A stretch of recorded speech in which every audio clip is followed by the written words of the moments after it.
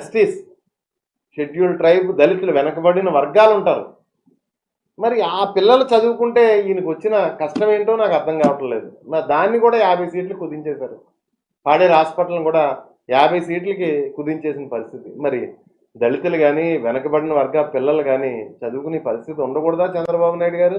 మరి ఈరోజు మనం చూసుకుంటే ఒక మెడికల్ సీట్ కొనుక్కోవాలంటే ఒక ప్రైవేట్ హాస్పిటల్లో, ప్రైవేట్ వైద్య కళాశాలలో 1,00,00,000-1,50,00,000. కొన్ని కాలేజీలు అయితే, పెద్ద పెద్ద కాలేజీలు అయితే 2 కోట్లు ఉన్న పరిస్థితి కూడా మనం చూసాం, పెద్ద పెద్ద కాలేజీలు అయితే.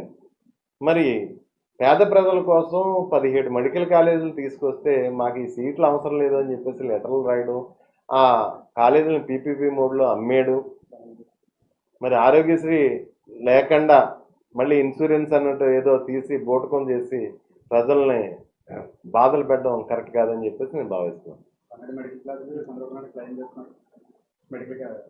ఆయన క్లెయిమ్ చేస్తారు.